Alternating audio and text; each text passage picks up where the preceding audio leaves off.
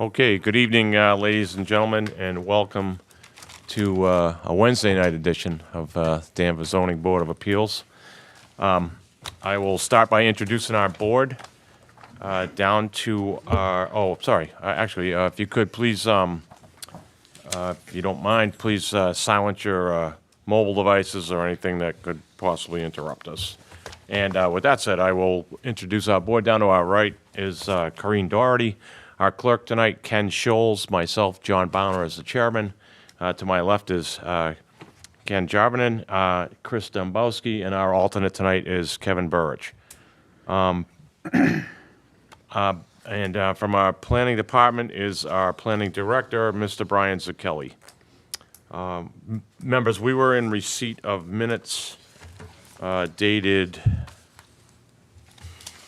3 sets of minutes dated November 24th, December 1st, and January 12th of this year. I'll entertain a motion unless there's further discussion. So moved. And can I get a second? Second. Any further discussion? Hearing none, all in favor? Aye. Opposed? Good. Folks, we only have 3 cases tonight. We actually have one continued, one that was postponed, and we have one regular case tonight. We'll take them in that order. We ask that you do go to the microphone after your case is read up there at the podium. Introduce yourself, your address, your name. Tell us what it is you'd like to do.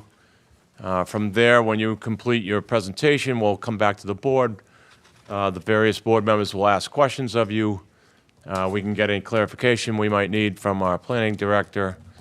At that point, we will open up, once we've completed our questions, we'll open it up to the public for comment or questions through the chair. Once we close the public comment, we ask that we're not interrupted, and if the case is going to move forward, we will deliberate, and you'll get an idea of how the board is going to vote. And we can give you your options at that point. And I think with that said, Mr. Clerk, if we could read our first continued case. Thank you, Mr. Chairman. Our first case is 7 Wildwood Road, zoned R3. Request a special permit under Section 9.3 to create an extended family living area that will be larger than allowed by right at 1,082 square feet, where 750 square feet is allowed. The request is made by Peter Vitale, docket 26-5129. Is anyone here on 7 Wildwood? Yeah. Peter Vitale, 7 Wildwood. Good evening. We didn't think it was going to be such a delay in having you back, but Yeah. winter's biting us a little. We all did receive updates, so maybe if you could just give us a brief summary of what transpired and where you're at right now. So pursuant to the last meeting, Brian Zucchelli had suggested 2 doors for the shared space, one on my son's side and one on my side. So that is the current plan that you see here. He can access the shared space, which is a 12 by 13 room. From his side, I can also access it on my side through the hallway that leads past the bathroom and the laundry room. So that's the plan. By doing so, that reduces the request down to 926 square feet. 926. Okay. Anything else you want to present to us? No, I mean, once that room is created, the rest of it is our space. I mean, we talk about shared space. My wife and I were laughing last time because the whole house is shared space. Yeah. The whole house is shared space. My door doesn't even have a lock on it. My son's family comes over, we go over there. It's one big shared space. But for the sake of the EFLA, that is the shared space. That's the dedicated space. Very good. Okay, I'll open it up for questions unless you got anything else. All good? Oh, no, he's an engineer. Yes? Do I? Yeah. You have anything else you want to present? No. Okay, thank you. Kareem, we'll start down there with you. I do not have any questions. Thank you. Ken? I do not have any questions, thank you. Ken J. I don't have any questions. Chris? No questions, thank you. And Kevin? No questions. Thanks for making the updates that we Yep, requested. thank you. I think you clarified what we were looking for is, I think we needed the rooms a little bit more clearly labeled. I just have one, to the left where it says common living room space, that 446 square feet, that's not considered part of the EFLA, that's part of the main house? Yeah, you mean in front of the door that's going to be created in the... Yeah, on the left side of the Yeah, drawing. that's a living room with the bar. You were asking how many people can sit at the bar. There's 4 seats there. Well, there's 6 of us, though. I know. We can fix that.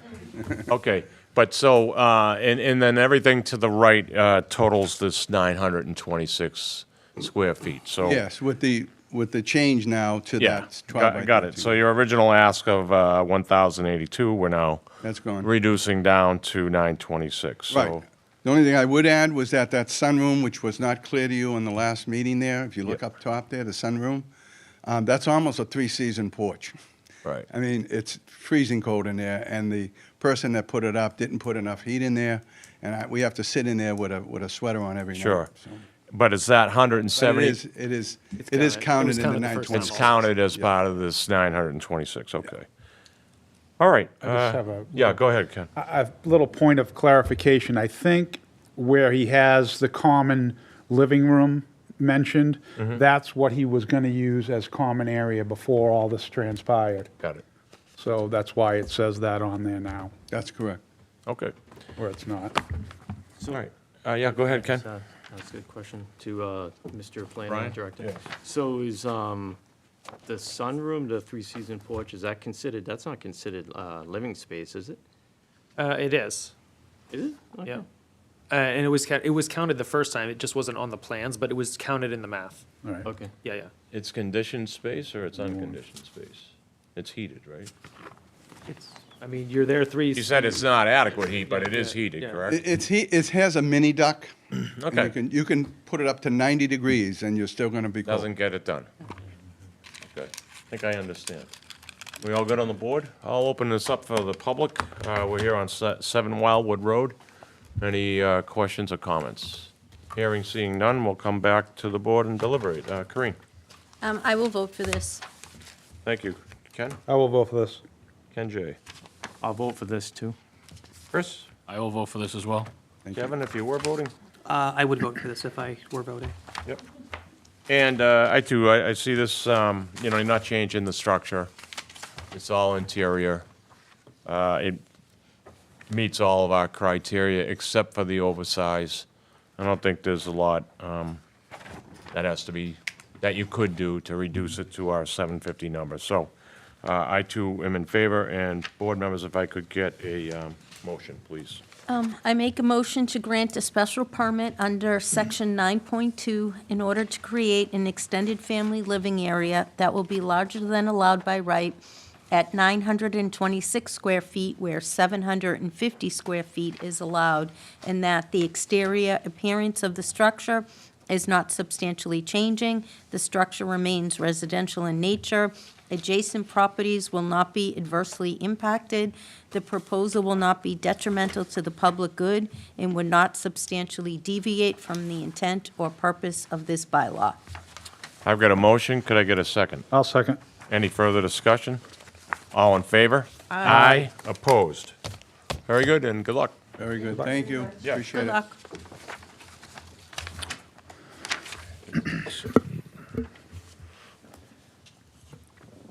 Okay, Mr. Clerk, if we could go on to the next case. Thank you, Mr. Chairman. Our next case is 100 Independence Way. This is zoned Commercial 3. Request a variance under Section 37.3 for proposed signage larger than allowed by right in the Commercial 3 zoning district, and to relocate existing signage detailed in application. The request is made by Saxton Sign LLC, care of Darren Katz, on behalf of the Liberty Tree Mall, docket 26-5131. Hi, good evening. Good evening, guys. Thanks for taking the time to hear me this evening. Darren Katz with Saxton Signs, 1320 Castleton, New York. I'm sorry, I didn't hear. You're Darren? I am. Thank you. And you? No. So basically, AMC Theater has upgraded their contract with Dolby Laboratories, and they're adding 40 new locations, merging with the theater's visual and audio capacities by 2027 to bring them up to 200 total. So basically, this is just kind of a corporate identity. Because the way the signs are designed, it is an additional sign at about 5 square feet. 5.3 square feet is the size of the new sign. The mall is all in favor of the project. We'll be, if permitted, we'd be moving over the current AMC and IMAX over to the side and then using the Dolby over to the left. So it really is kind of a minimal change to the facade of the entrance. I'm not from the area, but I did do a drive-by on my way in today, and it's not really interfering with the character of the neighborhood. It's a very, very commercialized neighborhood. I mean, this is actually on the mall, so there's several signs. It's one of those situations where it wouldn't even really be noticed except for sign people like myself and you guys, because you're part of it. Okay, anything else you want to present? That's it. Any Okay. questions? I'll open it up for questions. Kevin, we'll start down there with you. None, thank you. Chris, No questions, thank you. Ken J. I have no questions. Ken, I think I'm good, thank you. how about you, Corinne? I just have a couple. May I ask the planning director Yeah, a sure, question? go ahead. Brian, could you just give us an overview of how this sign application is impacted by the old law versus the old bylaw versus the new bylaw? And what are we actually granting now that we either couldn't or we could before? Strangely enough, I understood that. That makes one of us. So this would have been caught under the old, the new bylaw is more permissive than the old bylaw. So this would have been caught under the old bylaw, and it would have been harder for, technically this would have happened, but you'd still be under that lens of, is it, necessarily worse than what's there? That's really the lens.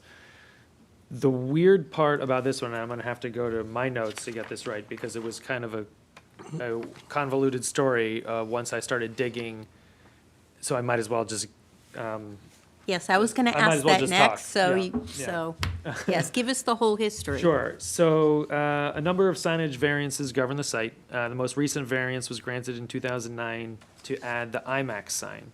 Since there's no entrance to the cinema through any other means, AMC is afforded a maximum of 48 square feet. And in review of the history, there was actually no approval for the AMC or the original Lowe's sign. So we're talking 2 iterations before this. So this application proposed an addition of 5.3 square feet to the existing signage, which is what the applicant just stated.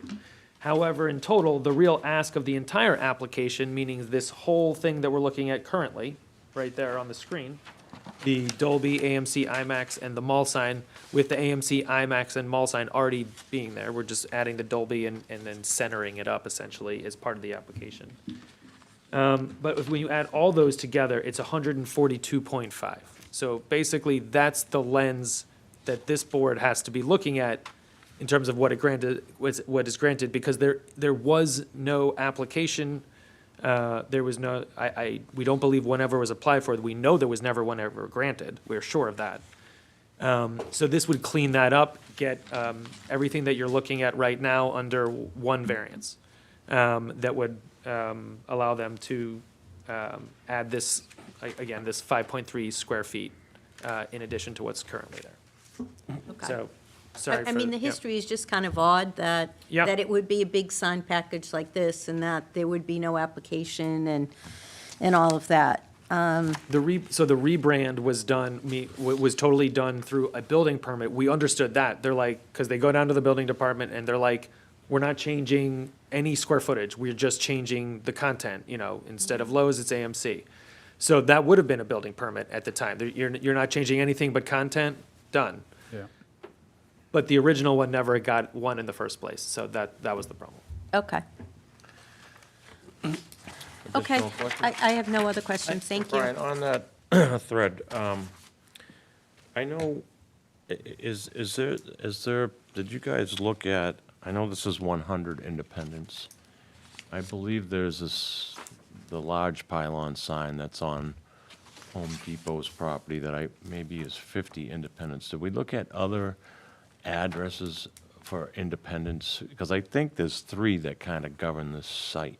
There's 3 separate main parcels that govern it, but that, But none of them had this ask? no, Did we no, look at it even, that I way? mean, well, the last one in '09 did have the IMAX, but. That was for 100 Independence. Correct. Yep. But there was nothing ever filed that we could find, and there was also nothing ever filed at the registry. So there's like no indication that any application has ever occurred. So your feeling is this makes everything correct This. going forward? You have, Let me ask it this way. yeah. Year from now, Dolby pulls out or AMC gets renamed, what happens? So if they're just changing content, but they're not changing the amount of square footage of signage, They just come in and pull a permit. They not that's a before building, us that's a again. building permit. Right, That's a building permit. which we thought was what should have happened originally, but didn't. No, a building permit was pulled, but for the AMC, to go from Lowe's to AMC, there was a building permit pulled. That was fine, and so they thought, that so then from AMC on, everyone thought that this is what, it's, we were already done it, it's already been up there, it's been up there for years, blah, blah, blah. But the Lowe's one never basically should have gotten a variance however many years ago. When it went from Lowe's to AMC, they should have. Previous, no, whenever it wasn't Lowe's, there was nothing, it was just like mall, Right, when they created the movie theater. yeah. Right. Well, that's a lot to think about. Nothing to do with your ask here, I guess, but still confusing to me. Well, However, we I- have the I think- we have the ability to I'm confused. to clean it up and make it clear for now and moving forward. So, Darren, it was, right? So you understand how our bylaw works as far as square footage on signage for this building? Correct. And what is the amount of square footage with this Dolby sign that you're adding? The Dolby sign is 5.3 square feet, which would bring the existing sign to 142.5. And I'll go to Brian, 142.5. I think is it 10% of the building size? So this clearly is, No, they're allowed to do 48 square, the ask is that where 48 square feet is allowed. so this 142 is well above that. It's well above that, but it's been, 48 's it's been well allowed. above, it's been well above that for, Right. call it 20 plus, because it was pre-09. So this 142 is the word mall as well, or is it Yep. just AMC? No, it's everything you. It's look, mall, everything I see here, and including the sign you're asking for, Dolby. Correct. May Okay. I ask that? Yeah, go ahead, Ken. Is this considered, Brian, is this considered a marquee sign or a wall sign? This is a wall sign. Wall sign, okay. Anything else? Nope. Okay, thank you. I have another Yeah, question. go ahead, Ken. Okay. I know 48 square feet is allowed, but are we talking just on this little facade that's shown right here? Or the whole entire mall that they own? No, so it's based upon the building frontage, and then how we calculate that is, it's literally not the frontage at the street, the building frontage. So we're talking essentially here of the silver middle portion of 24 feet. So if So that's not the 24, connecting buildings on each side. if that's 24 feet, because this is basically, this is actually one of the few things that is governed in both the previous one and the new bylaw, is that when it's a strip mall, you have to calculate it some way, and this is how it's calculated. So it's 24 feet wide, therefore they're allowed 24 times 2, 48 square feet of signage. So it's actually not super large that they're accommodated anywhere. So all that means is not that they're not allowed to do that, it's that it's a trigger for review. So you guys have to look at this and see, like, does this make sense? I got another thing. Yeah, go ahead. Mr. Chairman, may I? Oh, hold on. So in all actuality, this mall has 2 other frontages. So Buffalo Wild Wings has its own thing, the No. little The Sorry. mall itself, over by the trampoline place. On either side of that is an entrance to the mall on either side. That- So that's a frontage, that's a frontage. Has It- nothing on either side of it. Yeah, So why can't you add that to the total of this? Because this is just looking at the width of what. That specific This entrance. specific Yeah. building So frontage. It's that's not what I'm the, it's saying. not, yeah, it's We're not like only the whole looking at- wall. We're Yeah, yeah. only Looking at looking this at entrance, this. Yeah, you're only looking at really the width of the silver. And that's portion. why I asked about the whole building itself.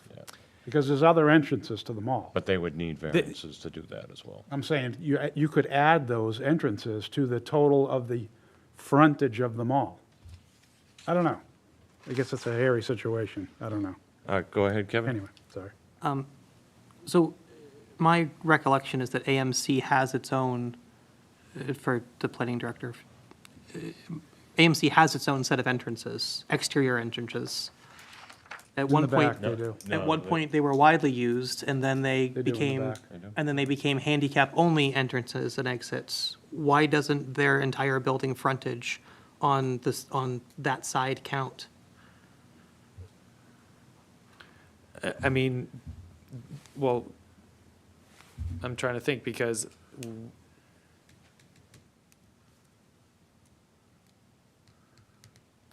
I mean, the way we look at a strip mall in terms of, I mean, this is, you're, whether there's the back could have its own, that'd be a different, that you would measure that in and of itself, meaning you have this, the entire front of the strip mall.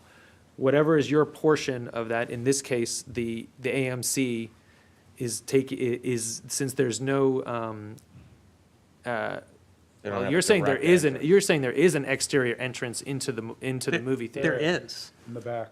So that is not how it's ever been interpreted for this case. Yeah, it's many, many doors wide. It's, 6, 8, 10 doors. Yeah, I think it's 10 Yeah, doors. it's up by the backside. I'm aware of it too. They're red. Well, They're all let me red. summarize here. So if I could, Kevin, you've asked your question, but I don't know if I- you clearly answered it. It sounds like, Brian, what you're saying, if I'm hearing it right, is we take each entrance to a strip mall or a mall, strip mall being one and the same for us, for this purpose, as its own subset of a facade, I guess. Right, so, I mean. We're not including the buildings, for instance, to the left or the right. We're just talking about this particular entrance. Correct. And it's 20% It's, of it's, that square it's footage. it's 2 times the length Two of times of the the building. So it's That's not a why, it's percent. not really, it's called building frontage, but it's really it's the length, it's the width of the building. So, that's why like Little Swimmers, their sign can be certain, it can be so big, and Buffalo Wild Wings can be so big. It's based upon the linear width of the building So- that's designated for that use. Okay, so to come back to Kevin's point, so this rear entrance that is direct. It's kind of news to me, even though obviously I but- know that well, let me it just is say there, this. but I've So never there's used it. this I've large yeah. area in the back, it is about 8 or 10 doors wide. I think at one time, maybe still, it was meant to like be the exit of the movies, movies let out, and it can take a large volume of people. If they wanted to also do a sign back there, which I get why they wouldn't, because it's on the back side of the mall, no one can see it, they would be under this same Whatever criteria. whatever the width is in the back. Times We would, two. times 2, that's their square That would be footage, their and then, allowed yeah, square so footage. that's why you Okay. can't really add 2 of them together. It's the width of the building of the thing we're talking about, so. It's just what's in front of them Exactly. right there. And it's because they don't have an actual building as part of the strip mall, they just have the entrance. It has always been interpreted that the movie theater does not have an exterior entrance directly into the theater. So therefore, they are afforded this signage out here is the 2 times the width of the building. Well, let me go out to Darren. So Darren, you already stated you're not from the area. However, how much do you know about the flow, I guess, in and out of this theater, where people come in and where they go out? Why here? Why do you want Dolby here? Because that's their main signage and main entrance for the theater. So AMC has no other signage except, I think, on the street pylon, right yeah, there. the They have a pylon separate sign. pylon out Yeah, on yeah. the street. And that's the only other place the signage for AMC exists at this site, to your knowledge? To my knowledge, correct. Exterior. And Kevin, I think, I agree with you. I don't think there's anything on that back side, right? There isn't. There's nothing. Okay, is there any additional questions from the board? Corinne, you got anything? I just wanted to say, if we counted what was in the back, they could literally have a sign over the entire front, and it would probably be. But as the of whole, right. yeah, that's why you can't That's why you add can't them, do you it. can't add them together. Well, Yep. Anyway. I guess what I'm confused about is, Please don't, actually. I agree with you. you know, if they were allowed 48 square feet on this particular entrance, how did we get to minus this 5 feet of Dolby that says we're, you know, around 137 without any variances? That's what I'm confused about. I mean, I think it's just it's a trigger for review, and then it's your job to But it sounds like determine. we never reviewed this. It does not sound like you ever reviewed this. All right. Um, That's probably why so many questions are coming up now, right, I mean, you know, Okay, well, I mean, we're not trying to beat you up. I Do think they we're need just it? I trying to mean- understand it, so. I don't- Okay, with that said, I will go out to the public. We're here on 100 Independence Way. This is for signage for AMC movie theater. And seeing, hearing none, I will come back to the board and we will deliberate. And this is for a request to increase, I Variance. guess, allowed existing signage to increase by 5.3 square feet, it sounds like. Yes. Exactly, correct. Thought you'd be in and out of here, didn't you? Kevin, go ahead. I have heard every standard of review tonight for a variance besides the right one. I have heard that it's a trigger for review. This isn't the planning board. I've heard, is it more detrimental than what's there? This is not a finding. It's, you know, it's just, it's not a special permit, it's a variance. It's a variance for over twice what's allowed by right. This is not the new bylaw was written poorly, so we're stuck, so we're going to interpret it based on it. Like, this is a variance. I have heard absolutely nothing that would get us to the legal standard of a variance, 1,000 times no. Very good. Chris, I would vote in favor, thank you. and Ken J. I think it's minimal, minimal extra than what was already there. I mean, we're used to what was there. It's only 5.3 square feet more. I would vote for this. Very good. Ken, I'll vote for this. I mean, the fact that he has to include mall in the signage square footage, it kind of puts him at a little stranglehold. So I think it's very minimal. I'll vote for this. Corinne, I agree with Ken. I also think, too, his change is minimal. It's all part of his branding. We deal with that all the time. Companies have different branding, and, you know, they kind of want their new signs. I also think the time for us to complain about this sign was years ago, not now. Yep. So thank I will you. vote yes. Thank you, Corinne. And I guess I don't really look at this as complaints, as this board just trying to understand. Right. Get a better handle on things. I do agree with Kevin. I think the fact that we're looking for a variance on this, which is a high threshold to me, doesn't make sense. I think Mr. Zakelli later in the meeting is going to update us on where we are with the town bylaws on that. I'm going to ask him to anyway. So, but with that said, you know, this is kind of like, we don't know how we got here. It does look minimal. And I too will vote in favor of it. So if I could get a motion.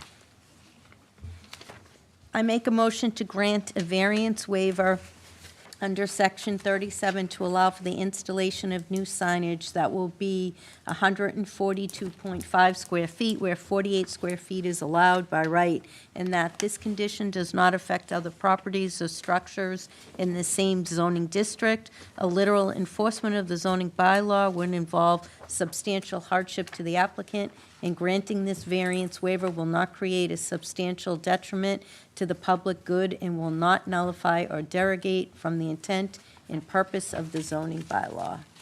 I've got a motion. Can I get a second? Second. Any further discussion? All in favor? Aye. Opposed? Good luck. Thank you very much, Sure. gentlemen and ladies. All right. Let's go. Ready. Our next case is 123 Dayton Street. This is zoned R3. Request a finding under Section 3.10 of the zoning bylaw to expand a pre-existing non-conforming two-unit property by adding a third unit within an existing building on site. Interior-only renovations are proposed. The request is made by John and Ruth Pension, trustees JNR Pension Realty Trust, care of Nancy McCann Esquire, docket 26-5132. Hi, good evening. Good evening. Thank you very much. My name is Nancy McCann. I'm here on behalf of the applicants, John and Ruth Pension, trustees of the JNR Pension Realty Trust. With me tonight is the Pension family. We have John and Nina Pension are here, Ruth Pension is here, and Jay Pension is here. The property also, I think we may have Jay Polakowitz remotely. He prepared some of the plans that were submitted with the application. Relative to the property at 123 Dayton Street, it is located in the R3 zoning district, and we're requesting a finding in order to allow the expansion of the existing non-conforming use. We have 2 dwelling units there now. We're requesting to go to 3 dwelling units, utilizing space that has been occupied by a school for many years on the property. This will require interior renovations only. There will be no building changes, exterior changes, I should say, only interior changes. There will be no site changes associated with this request. The Pensions purchased and have occupied this property since 2006 and have operated the Plumfield Academy out of this portion of the property that's in bold on your site plan up there, which is the portion of the property that we're talking about this evening. It's about 1,131 square feet. And again, Plumfield Academy has occupied the property for about 20 years. There are, but back last June of 2025, the school ceased its operation. On the site, we have a number of different structures. We have 2 existing dwellings, the main house in the front and the cottage in the back. And we also have a garage and a barn.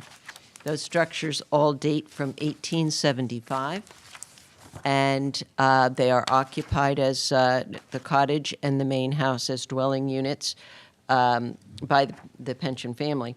The Pensions wish to renovate the interior of the area in bold, which is what has been occupied by the school, to make a small dwelling unit, a 1-bedroom dwelling unit, which the property is perfectly suited for that. If you went out and looked at this site, there is adequate parking for already existing on the property. There's a separate door going into what was the school, and it just lays out beautifully, again, requiring no exterior alterations to the building, no exterior changes to the site itself, strictly interior alterations. Existing on the site, we already have 7 parking spaces and 3 garage spaces. For 3 dwelling units, we would need 6 parking spaces, so we have more parking spaces than we need.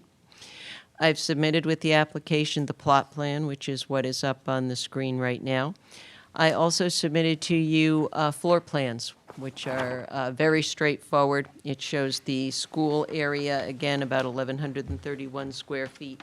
The school consists of 2 classrooms, a computer lab, a bathroom, and a kitchenette.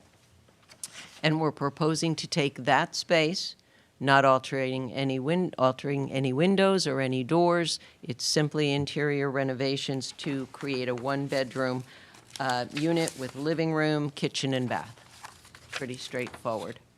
In this case, the non-conforming 2 dwelling units that are on the property plus the school, we think that the finding to create this, take the school space and create that into one small dwelling unit will not be substantially more detrimental to the neighborhood than what currently exists, which are the 2 dwelling units and what has been a school for 20 years.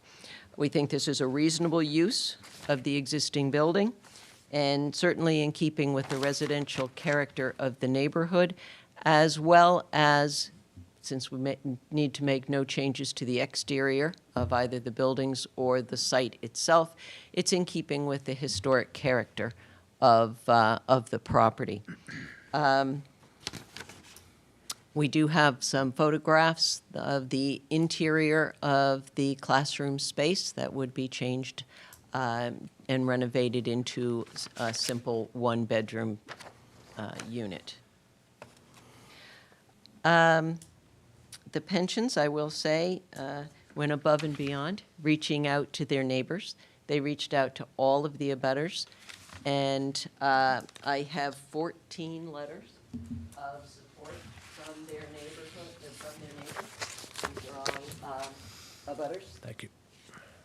And their outreach, as you can see, was successful in answering any questions, as we don't have anybody in the audience but the applicant. So as you can see, the letters of support state that they feel that this change of this school space into one small dwelling unit will be beneficial to the neighborhood. I would be happy to answer any questions, and we certainly feel that this is not substantially more detrimental to the neighborhood than existing conditions. Okay, thank you. Corinne, we'll start down there with you. Attorney McCann, when your clients purchased the property in 2006, they were the ones who created the school and started the school? Yes. And what was it before that? This addition was added on in the back to accommodate the school, because as you know, the school is an exempt use. And this addition was added on there. Actually, I will tell you, the pensions have been very judicious in doing things the right way. And when they purchased this property, there was actually an illegal third unit. And they found out that that was an illegal unit, and they took that out. And then they went through the process of putting on this small addition in the back to accommodate the school, which is it was a nonprofit educational use, which is exempt from zoning. Okay, all right, so we have the 3 structures. So you said before there were two dwellings. So it was the original one without the school. Yep. And then there was the other buildings. So those were the 2 structures that were dwellings. Yes, two dwelling units, the main house in the front and the cottage in the back. Okay, so those are the buildings that go back to 1875? Yes. As well as the garage and the barn. Yes, no. Yeah. Yes. Okay, that's all I have for now. I might have more later. Thank you, Corinne. Ken? Thank you, Mr. Chairman. So when this was a school, like, how many students would they have it on average per day? About? Roughly? 24. 24 students. And the students would be dropped off and picked up daily, so cars in and out? Yes. And now we're going down to potentially 1 or 2 people in this unit. Correct. No further questions. Thanks, Ken. Ken J? Is there any entranceway from the main house into the existing school? It looks like they're like really close. Are they like Inside. touching? Yes. Yeah, Oh, so you there is can- a connection, yes. So is that gonna be taken care of, or is it gonna be like a shared type of? This is not a shared living Yeah. arrangement, so there is a door there now. It would be or could be closed off. But the school, which would then become the one unit, has its own separate, completely separate entrance. I think we had a photograph of that. Okay, I have no other questions. Thanks. Chris? I'm all set, thank you. And Kevin? So the thing that, again, the plan generally to me seems reasonable and tasteful. The thing I'm struggling with is the pre-existing non-conforming use. So this whole property became subject to the Dover Amendment at some point, fell out of, became excluded from zoning, right? So housing attached to a school could be thought to be excluded, much the way a rectory attached to a church could be excluded. No, I would Not disagree in with this that. case. No. Well, just because, so the two buildings that we're or the four structures on the site that we're talking about, so you can't really see the mouse very well, but this structure, this structure, this structure, and this structure were from the, call it 1870 something, 1880s. So it was a multi-house lot for pre-existing zoning. So therefore, whenever zoning started in 1945, pre-existing non-conforming is a multi-house then. So it's a pre-existing non-conforming use right now, regardless of the school. It has nothing to do with the school. So whether the school's there or not there, it doesn't affect its pre-existing non-conforming use. Okay. So I guess my other question is I'm looking for some kind of limiting factor, right, for when we're approving additional units for a pre-existing non-conforming. So I happen to live next to a house that something very similar happened. It was a two-family from well before zoning. This board decided in the 90s, I think, that 4 units was not substantially more detrimental than 2. And so it just occurs to me, if we just take small slices, right, like plus one more unit will never be substantially more detrimental than one less, right? So I could see a perfectly reasonable board coming to the conclusion next year that 4 units is not substantially more detrimental than 3, and 5 the next year is not substantially more detrimental than 4. How do we keep from what's the limiting factor there? There isn't a limiting factor. It's an application process, right? That anybody who wanted to increase the nonconformity, when you have grandfathering protection under 48 Section 6, which is what this is, you do have a good deal of maneuverability, if you will, in changing or altering or expanding. Those are the things that are allowed under Section 6. But it requires a process. It requires a public hearing. It requires neighbors coming and objecting if they don't want it. So if someone applied to add another unit 5 years from now, it would go through this process, and there might not be 14 letters of support as there are in this case. While the nonconformity are the 2 units that are already existing. Those are the grandfathered units. You have to take the situation as a whole, and we also have a school, right? And the impacts of the school and space that was built for the school. So that does have to be taken into consideration when you're looking at, is one dwelling unit that's eliminating an elementary school going to be more detrimental to the neighborhood than the 2 units that are there and the school that is there. So I think in this case is a little different than some that you might otherwise see because of that special factor of having the school there, the building is there, no exterior alterations, no site changes are required. It's a little bit different and a little more compelling to find that this is not substantially more detrimental to the neighborhood. But to answer your question, under 48 Section 6, there isn't a limiting factor other than the hearing process. And Thank you. each one opens up an appeal period if someone objected. Thank you. All second? Yeah. Attorney McCann, with that said, so this is R3, and we don't allow multifamily in R3. If this were granted, nothing stops this board from having an ADU be built on this site, correct? Because that would just be a matter of pulling a permit.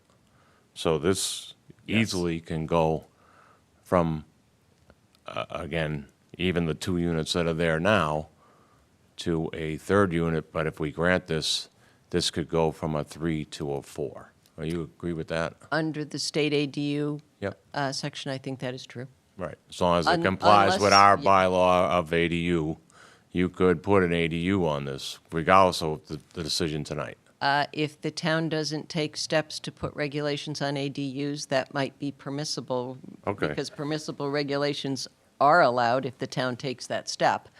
I don't think any ADU bylaw that we would be able to get passed by the AG would be able to limit them. That's right, so to they that. could So- have a so yes, fourth unit. we could, yeah, but we can't limit that. So the answer is no. They could definitely have an ADU. And it wouldn't come before the And board. it wouldn't come unless they were trying to, But you know, what they I needed a guess- dimensional variance. But I'm just trying to make that clarity. So, and the other thing, I think, what year was the school built? 96-ish?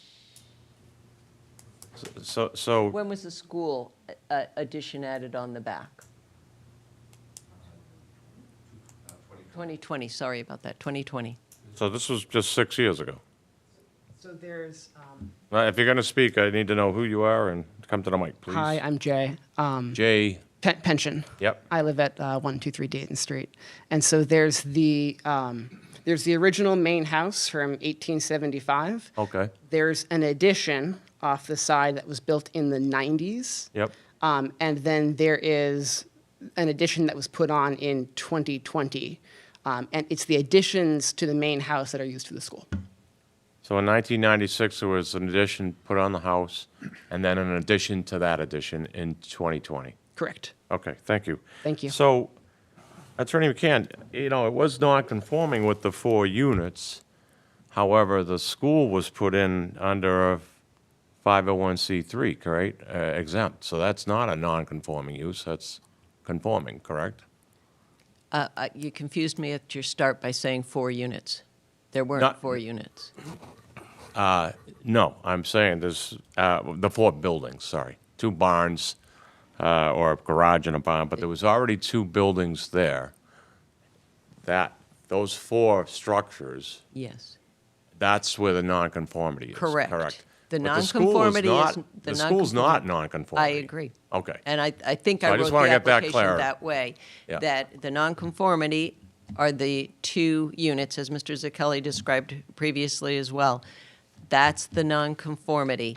But there also is a situation to consider, is this school building that went in legally with those 2 additions. But again, not as a nonconformity. Not as a Okay. nonconformity. They didn't have to come here. But do you because see where I'm going with school. this? So we have a nonconforming property. Yes. We put a school in that was put by right, and now we're going to flip it and say, well, it's a nonconforming property. No, it was always a nonconforming property. I understand, but this Since building wouldn't have gone 1946. in if it wasn't a school. well, they could have built Could've. this. They could have done the addition. The addition was zoning compliant. It's over 30 feet from the Right. setback. So they could have. They definitely could have built the thing. They could have built this. An addition. Yes, that large Right, without an needing- addition, yeah, but we're not talking another place to live, though. We correct. can do an addition, we can make our houses bigger as long as they're within setbacks. But I think when it kicked it over to a school, now we have a much larger structure, right? I think the school is confusing the issue. I don't think the school matters at all. Meaning that they did a compliant addition. They probably could have even gone potentially even a little bit further. But they did a large addition over the years, and now they want to forget the school. They want to turn a 2 to a 3. That's it, meaning the school has nothing to do with the legal, like any of the legal questions regarding the site. Okay. And the square footage, I think you noted, is how much? 1131? 1131. Okay, I don't think I have additional, anyone else on the board, additional questions? No. And you guys, I've got your letters of support. All right, I'll turn this over to the public. Anybody here on 123 Dayton Street, which I see or hear none online. So we will come back and deliberate. And we'll start it down there with you, Corinne. This is Res 3, and we already have non-conforming. We have 2 dwellings. I am not going to vote to expand it to 3, especially where there is the potential for an ADU. So I'm a no. Thank you, Corinne. Ken? Thank you, Mr. Chair. I think by my questions to you, I think I established that this is not more detrimental to the neighborhood. We have letters of endorsement by all the neighbors, and I think it's really cool that the family can all live on one lot. I will vote for this. Thank you, Ken. Ken J. I think it's a good use of the existing structure that's not going to be used for a school anymore. It looks good, the design and stuff. I think it's going to be a beautiful project. I will vote for this. Thanks, Ken. Chris? I will echo what both Kens just said as well and vote for this as well. And Kevin? I'm not voting, but I think given the strong support from the abutters, and I'll try to be consistent. I don't necessarily like the outcome, but I think if I use the standard of review that's applicable here, I arrive at the conclusion that I would support this. Thank you, Kevin. Attorney McCann, I think for the same reason Corinne stated, I just don't like the direction this is going, especially in R3. So I am a no. I think this, I think the ADU route could have been chosen here. And even without that, nothing stops this property from 8 months from now having an ADU. So now we have 4 residential houses on one lot. So I am a no. However, you do have the votes, so you only need a simple majority, I believe, on a finding. So we're a split board tonight, but if I could get a motion, please. I make a motion to grant the finding under Section 3.10 of the zoning bylaw to expand a pre-existing non-conforming 2-unit property by adding a 3rd unit within the existing building on site. The proposed extension/alteration of the structure is not substantially more detrimental than the existing structure to the neighborhood. I've got a motion. Can I get a second? Second. Any further discussion? All in favor? Aye. All opposed? Aye. Aye. You have the votes. Thank you very much. Appreciate your time. Brian, before and board members, before we close tonight, we did want to have a brief summary, if we could, Brian, on where we're at with our lovely sign bylaw that we're hoping to get updated. I know you and I had some discussions around changes that need to happen in town meeting, and we've already seen, I don't know, I guess 4 or 5 cases already that have been triggered to come into the board that probably normally won't if we do get this corrected. I think So if you could just give us an update, sure. I guess. So where we are is we've had 2 applications that should have never gone in front of the board, but there's been a total of 5 where maybe they're asking for more things than what's expected. What this board has come to realize, and I completely agree with, that the lens of looking at any type of sign, anything related to signage for a variance doesn't make legal sense. So part of this is that we want, and that's just always been, that's just the thing that's been that's not a change that anyone's made, that's been in the bylaw for literally 50 years. That's been our 50 years. landscape in Danvers. Yeah, 50 years. We've been, and we want to change that to a special permit lens, so it's the same supermajority. You still need 4 out of 5, which is kind of the main thing, is like, okay, you're asking for something that's large, but using the special permit lens just makes more sense. And then also cleaning up the dimensions. So where we are on that is that there's a deadline of February 20th, which is next Friday, for all potential articles to go to the manager's office.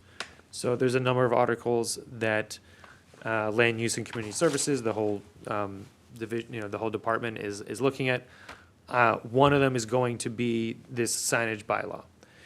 So we have typically been told, and everyone, the history of it is that, we don't typically do any zoning whatsoever in May, well, we have one anyway, no matter what, simply because we have a citizen's petition for the pet daycare. So your hope is we get this in front of Well- town meeting in May because we're there anyway. At the, well, at the, Yeah. at the end of the day, it's the select board that decides, really, well, I guess in conjunction, select board, FinCom, but the select board, decide really what gets on the warrant. So I'm like, we have a letter from. And you have something packaged and ready to go. Ready to go. Right. So, and all we're doing is changing variance to special permit, and then basically just having the town center, the downtown signage dimensions for downtown, and then have the other dimensions that we've known for the rest of So town. the bylaw will be broken up in such a way that it's a special permit. Downtown has a set of rules, if you will. Just for them. And everything else has a Well, different set of rules. it matters what zone you're in. Right now, it's Yeah. essentially the same dimensions For for everybody. the entire town, which was Which not. doesn't fit. makes no Not the One intention size at all. does It was a not fit mistake. all, It was yeah. a flat-out mistake. We alerted the state at the time to say we want to pull this back, like before they approved it. But And didn't this is happen. something that you have to present to the selectmen, the town manager does, both of you? So does this board need to be involved? How So- does this move along? So, March 24th is it's a Tuesday, it's planning board. That is going to be definitely the citizens petition one, for sure, because that has to happen. They've got their signatures in, they've done the thing, so they're ready to go for it. So there's already going to be a zoning hearing at the planning board meeting on March 24th.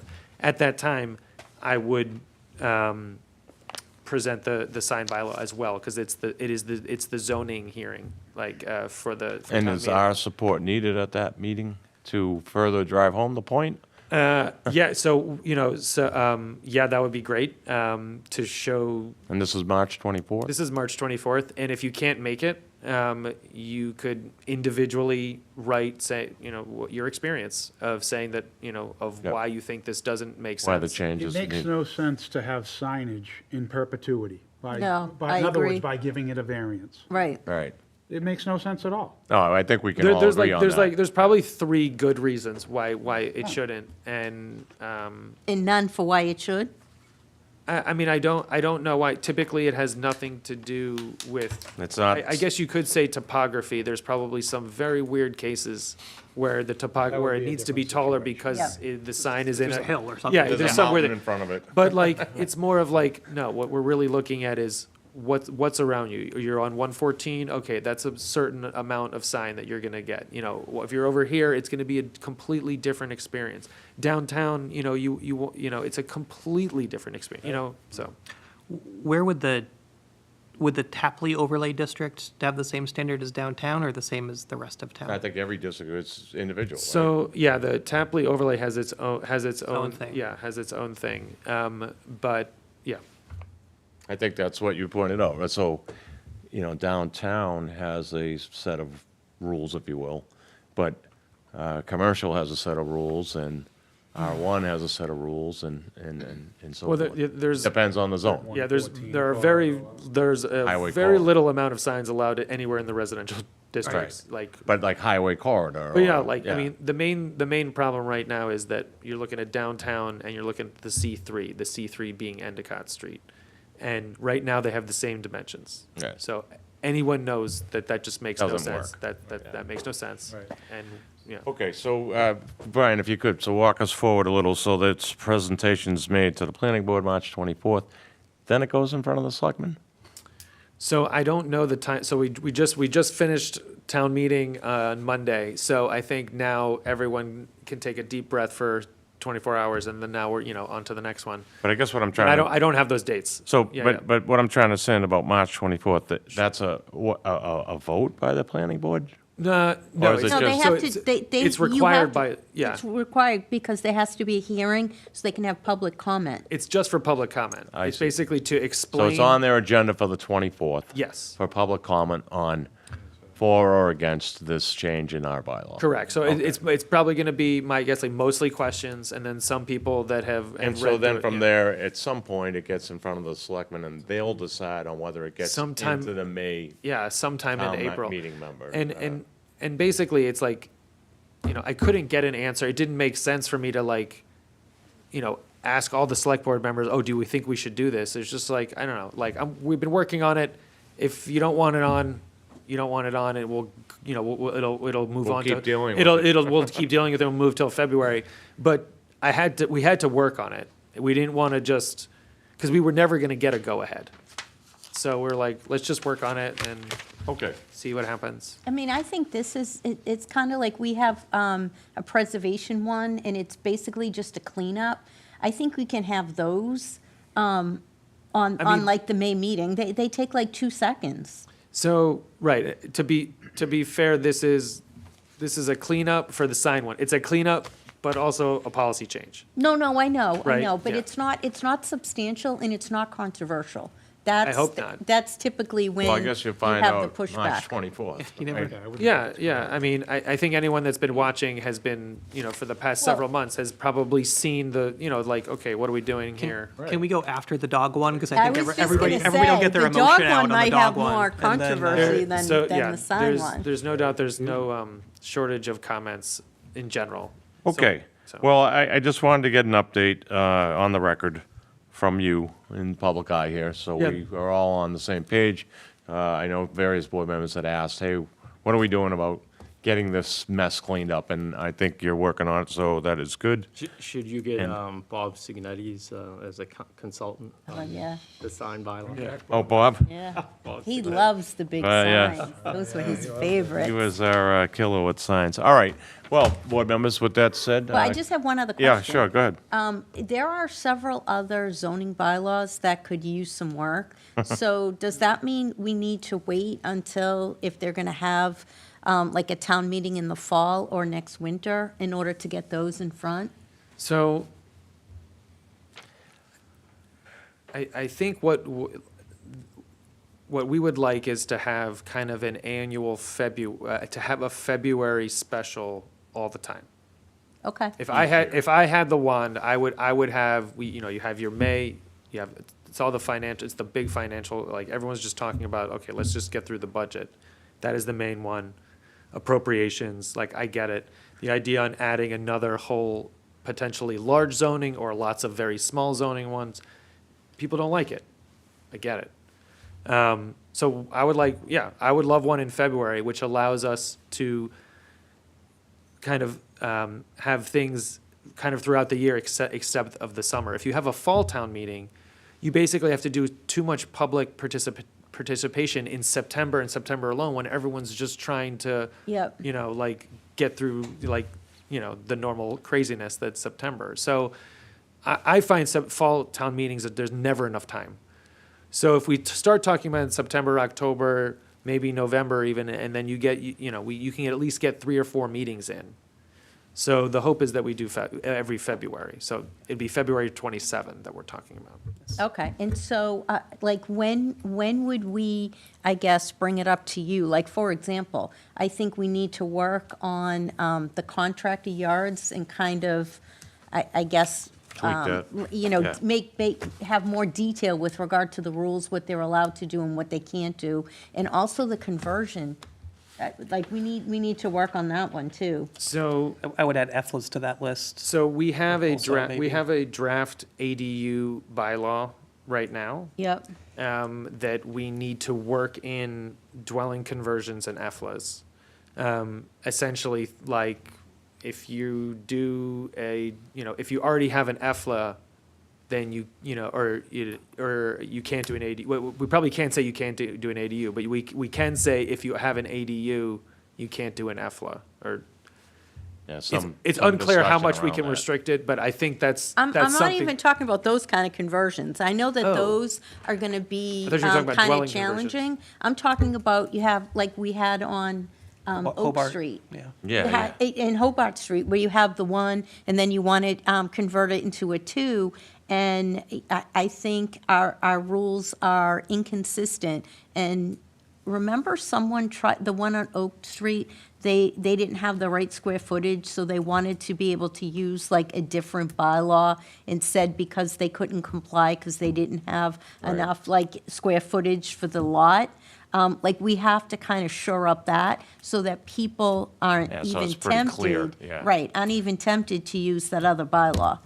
So, yeah, so that's on the docket for for what we feel is February, the next special Okay. is ADU dwelling conversions and EFLAs, something that's like that touches all of those, because you can't really talk about one without Oh, no, the no, other. I agree. If you Yeah, want to, but I'm just basically concerned about that one. And I also think, not only do we have to kind of like shore those up, we have to make sure that our definitions are consistent and they're detailed enough. So when you read a bylaw and it has a term in there and you go to the definitions, you know exactly what it means by the definition. So we can put these types of things on the agenda. Yeah. We don't, you don't just, have to, yeah, so, or if you, however you want to deal with this.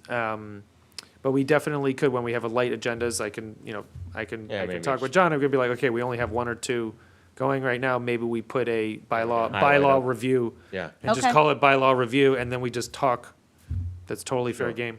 Okay, Yeah, no, yeah, it because I'm sounds sure good. everybody else has things that Yeah. seem, Well, and that way we can discuss it in this forum. It's out in the all public. together.